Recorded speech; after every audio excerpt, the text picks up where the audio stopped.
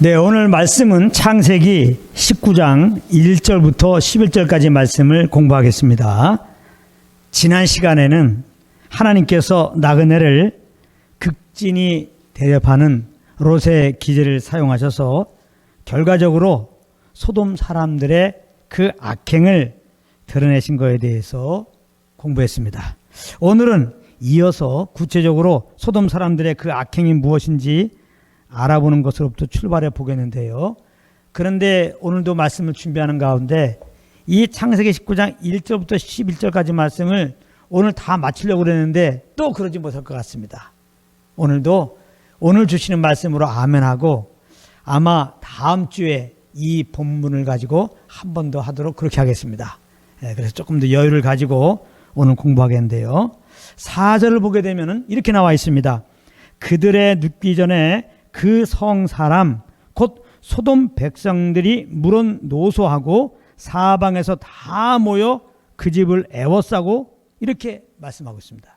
여기 그들의 눕기 전에 그랬는데 그들은 누굽니까? 바로 롯의 간청을 받고 거리에서 밤을 지내려고 하다가 롯의 집에 들어왔던 두 천사들을 말합니다. 그런데 소돔 사람들이 어떻게 알았는지 그들이 잠자리에 눕기 전에 사방에서 몰려와서 그 집을 지금 애워쌌다고 그렇게 말하고 있습니다. 그 몰려온 사람들의 연령대와 성별을 보면 세 번역에는 이렇게 번역되어 있습니다. 젊은이, 노인 할 것 없이 모든 남자가 몰려와서 그 집을 둘러쌌다. 이렇게 기록하고 있습니다. 소돔성 각 마을에 있는 어른이고 아이들이고 남자들은 다 모여왔다는 거예요. 그렇다면 도대체 이들이 왜 이 저녁에 하나가 돼가지고 롯의 집에 찾아온 것일까요? 아, 소돔성에 두 사람이 새로 왔다. 우리 그래서 빨리 가서 환영하자. 그런 의미로 모였을까요? 5절을 보겠습니다. 롯을 부르고 그에게 이르되 이 저녁에 내게 온 사람이 어디 있느냐? 이끌어내라. 우리가 그들을 상관하리라. 이렇게 말하고 있습니다. 여기 보면 그들이 이렇게 롯의 집에 찾아온 것은 두 천사들과 상관하려고 왔다는 거예요. 여기 상관하겠다는 말은 두 사람과 두 천사와 성적인 관계를 갖겠다는 겁니다. 그러니까 이 말 속에서 우리는 소돔성에 거하는 남자들은 다 동성애자들이었음을 알 수 있는데요. 이들은 자기들의 성적인 만족을 위해서 이렇게 하나로 모여왔던 것입니다. 이런 악행을 하기 위해서 하나로 모였던 거예요. 그런데 알고 보면 우리도 사실 이전에는 이러한 무리들 속에 있었던 자들이었다는 것입니다.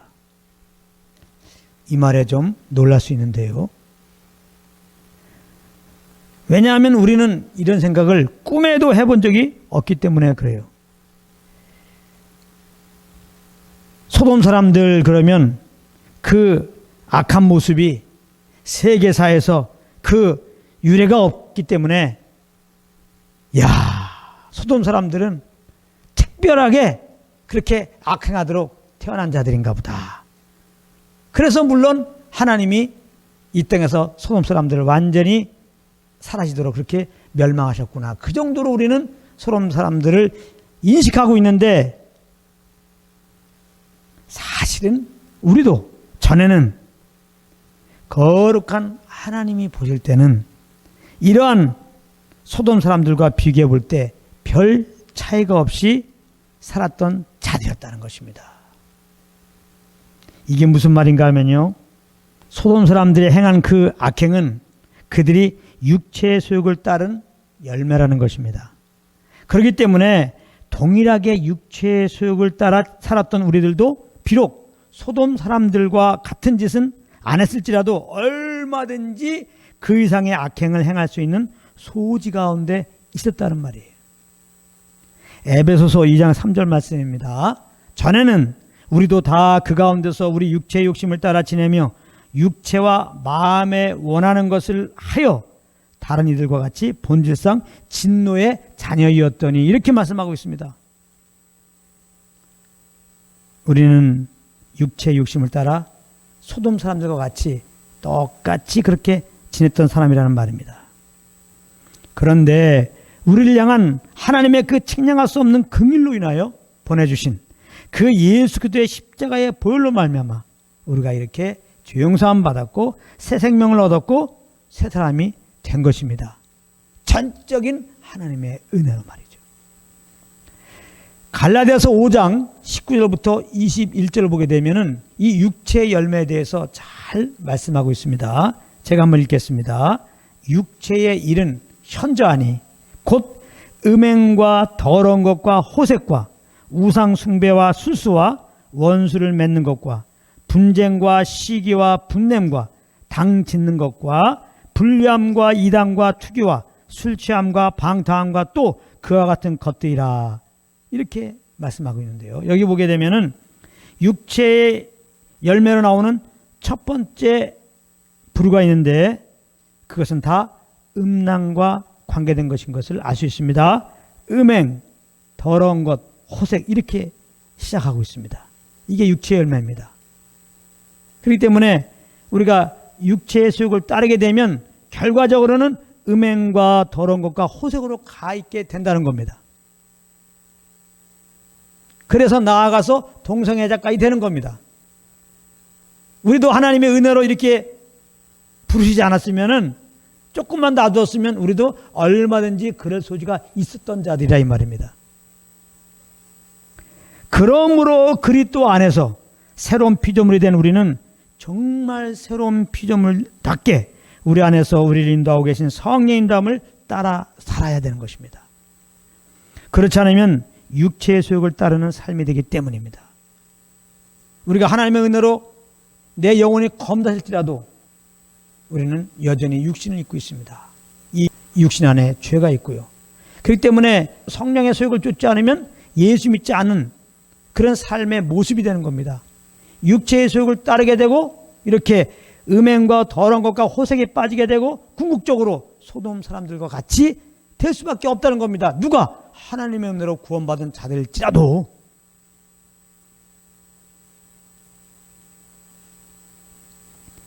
이거 정말 소름 끼치는 말입니다.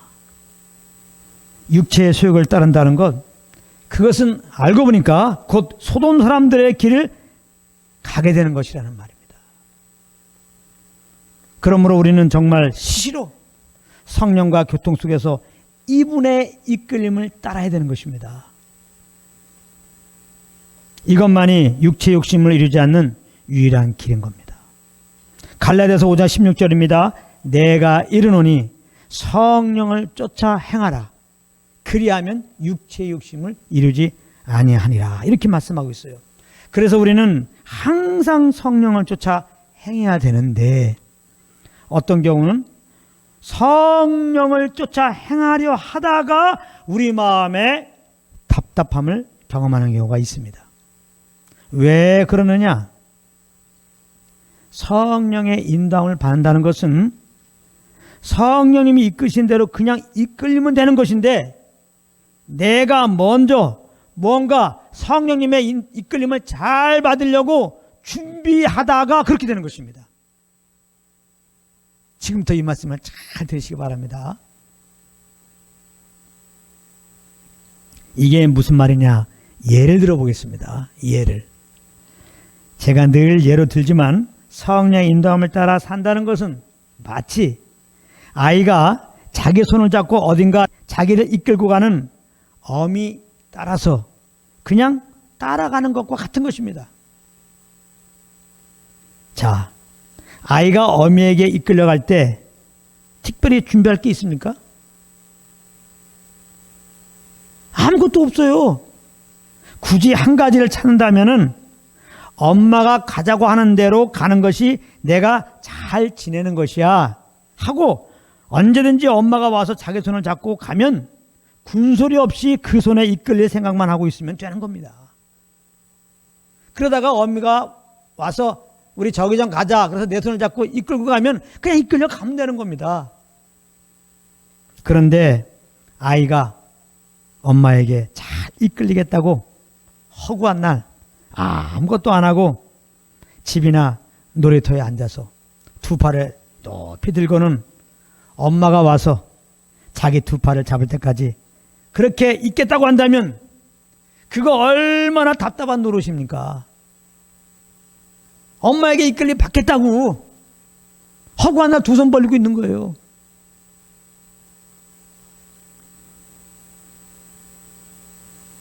엄마 손에 잘 이끌리겠다고 하는 것이 결국 엄마 손에 잘 이끌리기는커녕 두 손이 아파 떨어질 지경이 되어 얼마 못 가서 아파 눕게 될 것입니다. 무엇을 말하는 겁니까? 우리는 성령의 인도함을 따르라 그러면 뭔가 인도함을 따르기 위해서 준비 행동을 해야 된다고 생각하고 있는 겁니다. 그래서 준비 행동을 하려고 해요. 또 다른 짐이 되는 겁니다. 또 다른 짐이 되는 거예요. 그래서 뭔가 사람이 없는 혼자만의 공간에 앉아서 최소한 기도하는 모습이라도 가지려고 하는 것입니다. 뭐 하려고? 그 음성을 듣겠다고. 물론 그 의도는 좋은 것입니다만 그러나 꼭 그런 식으로 할 때만 성령님께서 말씀하시지 않는다 이 말이에요. 그럼에도 그렇게 하는 것이 성령의 인도함을 받을 수 있다라고 생각하게 된다면 혹 그런 여건이 주어지지 않을 때 그는 스스로 답답해지는 것입니다. 스스로. 성령의 음성을 모르겠다고 말하는 겁니다. 성령님은 변함없이 말씀하고 있는데 그러면서 이유를 다른 데 돌리는 겁니다. 그래서 우리가 이런 말 하죠. 준비 찬송, 또 준비 기도, 준비 예배 이런 말을 사용한지도 모릅니다. 뭔가 우리가 준비가 돼야 성령님이 임하는 거예요. 뭔가 준비가 돼야 주님이 말씀하는 것 같아요. 그렇지 않다는 겁니다. 성령의 인도함을 받으려고 따로 우리가 준비할 행위가 없는 것입니다. 사실 성령의 인도함을 받는다는 것은 그와 반대인 겁니다. 먼저 내가 성령의 인도함을 받겠노라 하고 뭔가 움직이면은 준비하려고 하면 그것은 성령의 인도함을 받게 되는 것이 아니라 그것은 오히려 무례하게 시리 불갑을 성령님이 나를 따라 오소서 하는 꼴이 되는 거예요. 내가 성령님께 이끌리려고 하는 게 아니라 성령님이 나를 따라오세요. 그렇게 되는 거란 말이에요. 그렇게 되니까 당연히 성령님이 근심하시고 우리 영혼은 답답해지는 겁니다. 성령의 인도함을 잘 받으려고 그랬는데 더 답답해지는 거예요. 내 힘이 들어가니까. 그래서 성령의 인도함 받는 것이 힘들다 이렇게 말하는지도 모릅니다.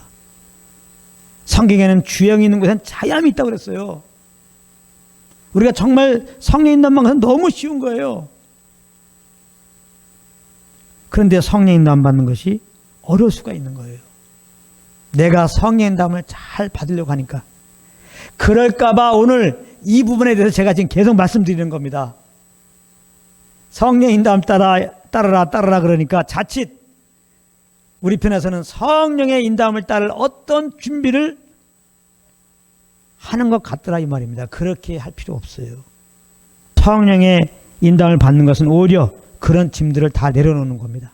내가 성령의 인도함을 잘 받아야지 하는 그 짐을 내려놔야 돼요. 그것도 짐입니다.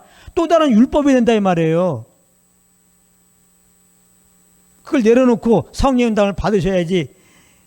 성령의 인도함을 받으랐다고 계속 그 말씀 기억하면서 내가 성령의 인도함을 잘 받아야지. 그럼 어떻게 해야 성령의 인도함을 잘 받을까 하면서 나름대로 여러분들이 목록을 만들어 놓고 성령의 인도함을 받는 그런 행위들을 그렇게 하려고 하면요.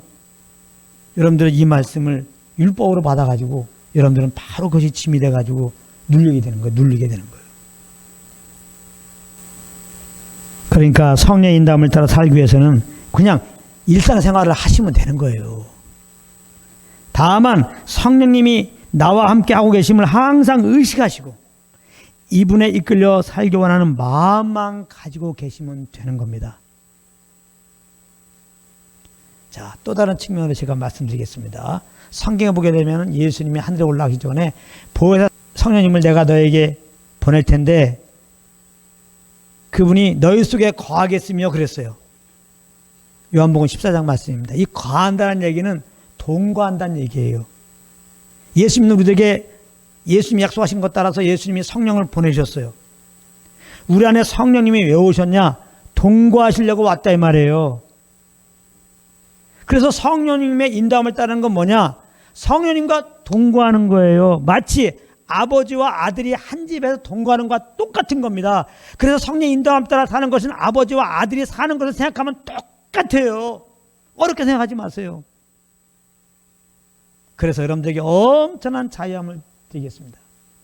제가 성령을 쫓아 사십시오. 성령을 쫓아 사십시오. 이렇게 말하면 여러분들은 가만히 생각하다가 내가 성령의 인도함을 쫓아 살았나? 성령의 인도함을 쫓아 살지 못했다. 그러면서 굉장히 마음의 자책을 하는 경우가 있습니다. 그러면서 또 성령을 잘 쫓아야지 이제 그렇기도 하는데요. 아이가 부모로부터 이제 태어나서 부모와 같이 살잖아요. 그 아이가 태어나가지고 아버지와 동거할 때 아버지의 인도함 받으려고 그렇게 노력했습니까? 인도함을 따라 살려고 작정하고 그렇게 했냐고요? 아닙니다. 아이는 태어나서 허구한 날 맨날 울어대는 겁니다. 맨날 그거예요. 그러다가 똥 부지직 싸고 말 그대로 육체의 본능 따라 살죠. 그렇죠. 그럴 때 그 아이를 낳은 부모는 어떻습니까? 알아서 다 그 아이의 필요에 따라서 똥을 좀 가려주고 필요할 때 먹을 거 주고 또 입혀주고 그렇게 양육한다 이 말이에요. 이와 같이 다시 말하면 아이는 자기가 아버지의 도움을 인도함을 받고자 하는 마음도 없는데 그런 노력도 안 했는데 알고 보니까 아이는 부모님의 이끌림 안에 있는 것입니다. 우리가 성령의 인도함을 못 받았어. 어떡하지? 인도함 잘 받을 거야. 이런 생각을 갖기 이전에 가만히 생각하면은 하나님이 우리를 구원하시고 지금까지 성령님이 인도하셔서 우리가 이곳까지 있는 거예요. 한마디로 여러분들은 다 성령의 그런 의미로 말하면 인도함을 받아서 여기까지 있는 것입니다. 할렐루야. 기쁘지 않습니까? 내가 성령 인도함을 잘 받았다고? 그래요. 엄밀하게 말하면 여러분들이 잘 받은 게 아니라 하나님께서 아시고 우리를 이렇게 이곳까지 인도해 오신 겁니다. 아멘. 그러니까 걱정할 게 없어요. 우리가 잘 인도함 받는다고 인도함 받아지는 게 아니에요. 그렇게 준비한다고. 그러니까 제가 오늘 말씀을 준비하면서 말하는 포인트는 자꾸 성령 인도함 받으라고 그러니까 아주 그냥 그것이 은근히 좀 짐이 될 수 있겠다 이 생각이 와서 그러는 거야. 절대 그런 차원이 아니라는 거예요. 구원받았다는 것은 그 자체가 하나님의 인도함을 잘 받은 거예요. 성령의 인도함을 잘 받았으니까 회개하게 된 거고, 성령의 인도함을 잘 받았으니까 예수 믿은 거고, 성령의 인도함을 잘 받았으니까 아직까지 예수님 나의 구주를 인정하고 그래도 마음으로 주님 따라 살려고 하는 거고. 할렐루야. 그래요. 내가 조금 앞서갖고 성령 인도함을 잘 받으려다가 마음이 답답한 것도 알고 오면 그 마음이 얼마나 귀합니까? 정말 주님의 인도함을 잘 받으려다가 그랬으니까. 오히려 그것은 그 중심은 하나님께 정말 인정될 것입니다. 하나님께 격려될 것입니다. 그러니까 이제부터는 내가 혹시 성령 인도함을 잘 받고 있는 건가 아닌가? 여러분들은 잘 받고 있는 겁니다. 그렇게 제가 자유함을 드립니다. 아멘. 우리의 연약함에도 불구하고 이렇게 지금까지 인도하신 그분이, 그 계획 따라 우리를 인도하실 그분이 지금 내 안에 계시면서 나를 인도하고 계신 거예요. 그래서 잘 생각해 보세요. 아이가 이제 아버지하고 생활할 때 잘 보세요. 아버지가 시시콜콜하게 모든 걸 다 간섭합니까? 얘야 5시에 일어나라. 일어났어? 이빨 닦아라. 아, 이빨 닦았어? 그러면은 수학 공부해라. 수학 공부했어? 나가서 12시까지 놀아라. 12시까지 놀았어? 왔어? 목욕해라. 이렇게 시시콜콜하게 다 얘기합니까? 너 누구 친구한테 가서 만나라. 친구한테 만나면 이런 교제를 하라. 아버지가 그렇게 않잖아요. 우리가 성령 인도함이라고 그럴 때 모든 걸 성령을 쫓아 한다고 그럴 때 이렇게 생각해요. 하나님이 모든 부분에 우리에게 말씀하는 줄 알아요. 이거 다시 한번 받으시고 그렇지 않아요. 시시콜콜 모든 거를 그냥 주님이 이렇게 해라 저렇게 해라 그렇게 하는 게 아니에요. 그냥 아버지는 궁극적으로 내 자식이 잘 되는 것들을 바라보면서 그 아버지가 그 자식을 원하는 길 안에 거하는 것만 이렇게 큰 틀에서 보는 것이고, 그렇지 않은 부분들은 그 자식의 그런 일상을 다 인정해 주는 겁니다.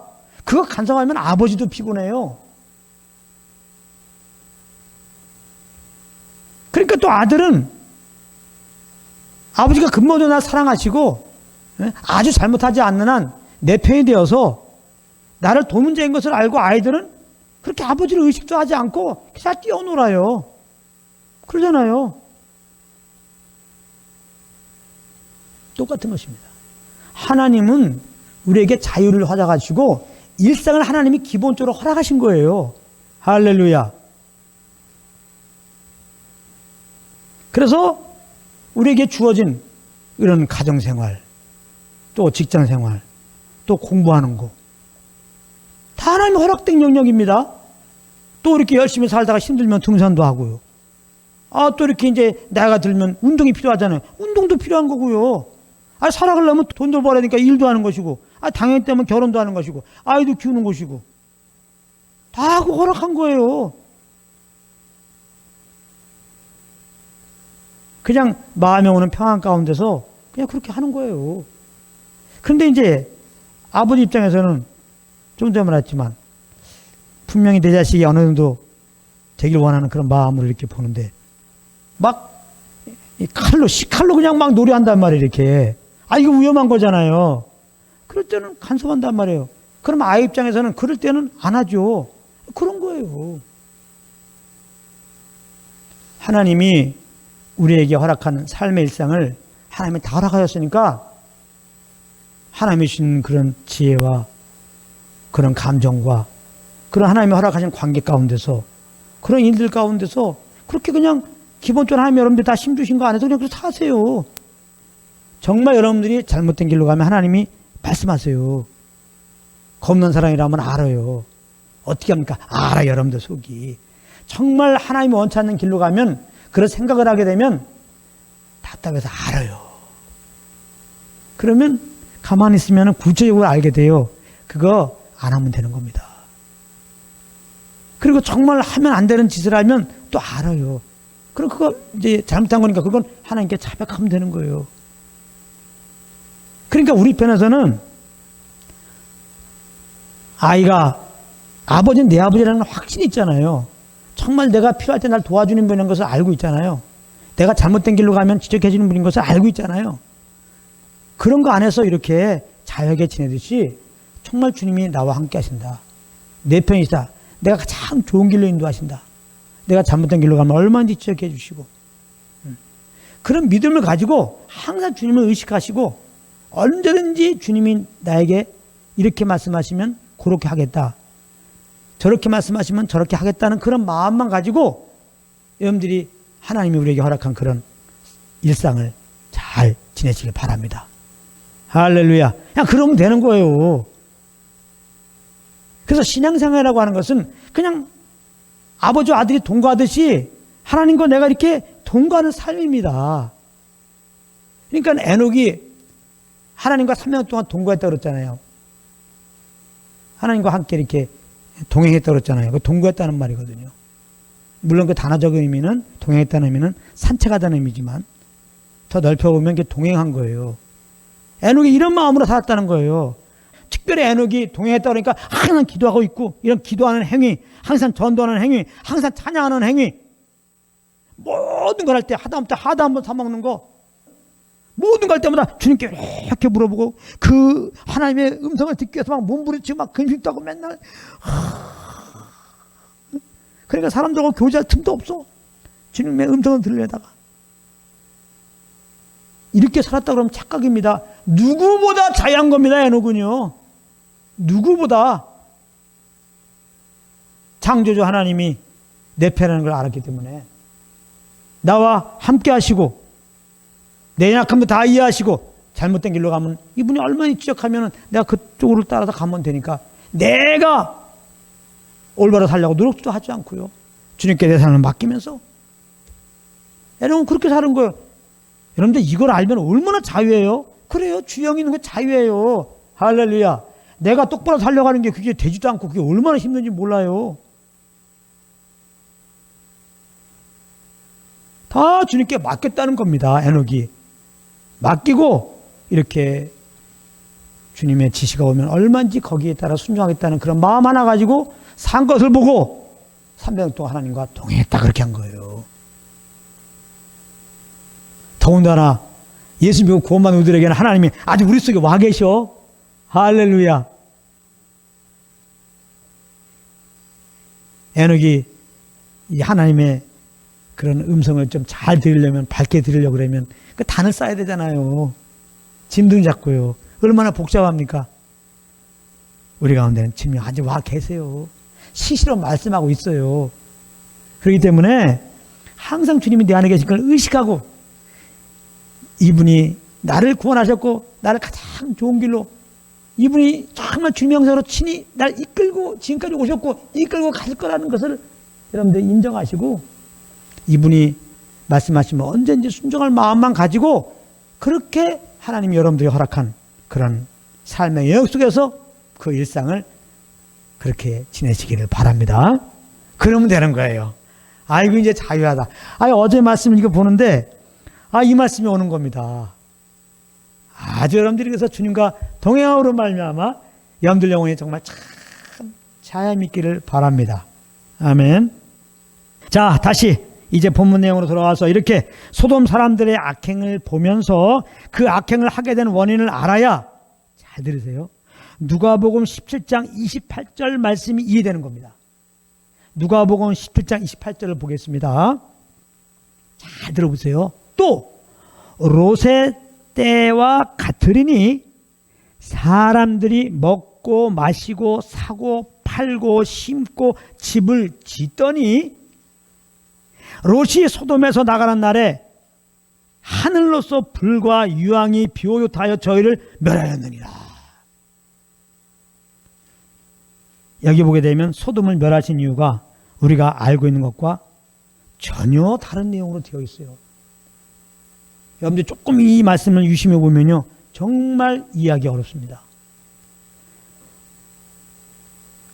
또 롯의 때와 같으니 사람들이 동성애가 되었더라 이러면 이해가 되는데 롯의 때와 같으니 그러더니 언급한 걸 보니까 먹고 마시고 사고 팔고 심고 집을 짓더니 롯이 소돔에서 나가는 날에 이렇게 살아가지고 소돔이 불과 유황으로 멸망당했다는 겁니다. 그러니까 이 말씀은 동성애가 원인이 아니라는 것보다 더 이해가 안 되는 말씀이에요. 또 왜냐하면 먹고 마시고 사고 팔고 심고 집을 짓는 것은 사람이라면 이 땅을 살아감에 있어서 어떻게 보면 필연적으로 할 수밖에 없는 일들이잖아요. 먹어야 살지, 마셔야 살지, 좀 팔기도 하고 또 심기도 하고 심어야 또 거기서 뭘 거둘 거 아니에요. 또 집도 지어야 거기 살 거 아니에요. 이거는 사람들이 살아갈 때 이거는 마땅히 해야 할 일이에요. 어떻게 보면은 이거 안 하면 죽어.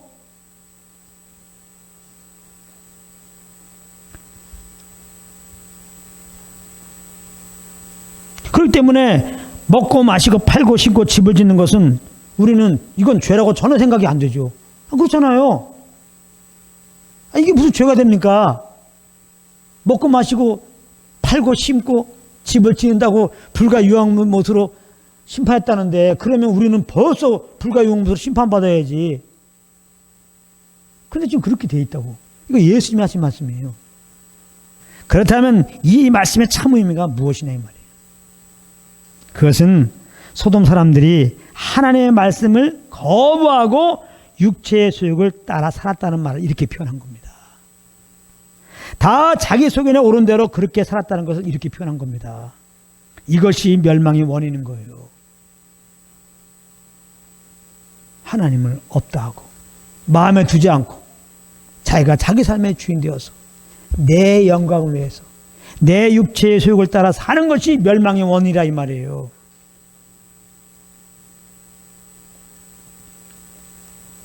소돔 사람들은 철저하게 그랬다는 겁니다. 육체의 소욕 따라만 살았다는 거예요. 자기 소견에 오른 대로만 살았다는 겁니다.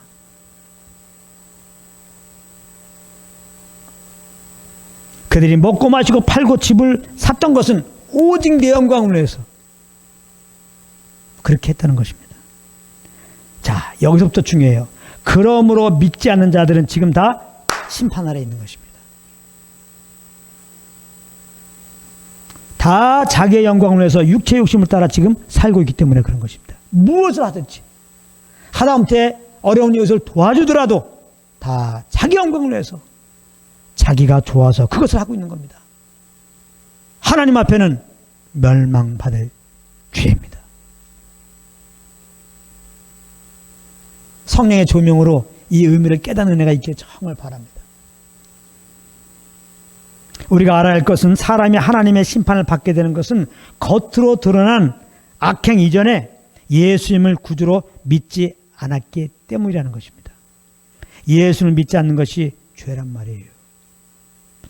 요한복음 16장 9절에 죄에 대하여라 함은 저희가 나를 믿지 아니하며 이렇게 말씀하고 있어요. 그러므로 이 말은 누가 혹 예수를 믿지 않고 그 겉 행실이 의인같이 살았다고 할지라도 그는 하나님의 심판을 면치 못한다는 말이에요. 그러므로 아직까지 예수 믿지 않으신 분들이 계시다면 오늘 말씀을 듣고 오는 감동 따라 내가 주인 된 것을 회개하시고 예수님을 그 마음의 구주로 꼭 영접하시기를 권면드립니다. 그리하면 하나님께서 그 모든 죄를 용서해 주시고 영생을 주시고 결코 심판에 이르게 하지 않으실 것입니다. 하나님이 분명히 말씀하셨어요. 요한복음 5장 24절 말씀입니다. 내가 진실로 진실로 너에게 이르노니 내 말을 듣고 또 나 보내신 이를 믿는 자는 영생을 얻었고 심판에 이르지 아니하나니 사망에서 생명으로 옮겼느니라. 할렐루야. 우리는 하나님의 은혜로 예수 믿고 이런 자리에 있는 겁니다. 영생을 얻었어요. 절대로 지옥 가는 심판을 받지 않습니다. 우리는 사망에서 하나님의 영원한 생명을 얻고 새 사람이 된 겁니다. 거룩한 하나님의 자녀가 된 겁니다. 할렐루야. 우리가 조금 잘못했다고 결코 지옥 가는 일 없습니다. 우리가 정말 주님의 뜻 따라 당연히 살아야 되죠. 교제의 차원에서. 그러므로 늘 주님과 동행하는 여러분들 되길 바랍니다. 물론 어릴 때는 그냥 일방적인 아버지의 인도를 받아서 이렇게 무럭무럭 자랐지만 이제 커갖고 아버지와 교제 속에서 그 마음을 알고 그 인도함을 따라 움직이면 그 아버지 사랑이 얼마나 크게 되고 더 아버지가 감사하고 정말 효자가 되는 거 아니겠습니까? 우리가 물론 지금까지 하나님이 우리의 부족함에도 불구하고 참 은혜로 여기까지 인도해 오셨고 앞으로도 인도해 갈 것이지만 우리가 이제는 주님을 점점 알게 되고 예수 믿는 다음에 성령 인도함을 받아야겠구나 해가지고 성령과 교통서서 하나님의 그 마음을 알게 되면 우리를 향한 그 뜻을 알게 되면 이 세상을 향한 계획을 알게 되면은 그래서 우리가 그 하나님의 마음에 맞게 그 하나님의 뜻에 맞게 그 주의 인도함을 따라 그렇게 생각하고 말을 하게 된다면 주님의 사랑을 더 알게 되고 정말 주님이 날 사랑하는 그 사랑이 막 몰려와가지고 그 사랑에 압도되어서 무엇을 할 것이냐 아니냐 말이에요. 주님의 인도함을 받을 때마다 주님을 더 알게 되고 주님이 찾으시는 참 예배자가 자연스럽게 될 수밖에 없는 것입니다. 그러므로 우리는 지옥 가지 않으려고 그러는 게 아니라 주님을 더 알고 참된 예배자로 살기 위해서 성령과 동행하는 것입니다. 그러므로 우리는 예수 그리스도로 말미암아 죄와 사망과 심판에서 건져주신 주님께 감사하며 살아도 죽어도 하나님의 영광을 위해서 해야 되는 것이죠. 이렇게 사는 것이 바로 성령을 쫓아 행하는 것입니다. 다시 한번 말씀드리지만 항상 우리 안에 계신 성령님을 그러므로 의식하시고 인정하시고 이분이 주시는 그 소원함을 따라 그렇게 무엇을 행하시는 여러분들이 되시기를 예수님으로 축복합니다.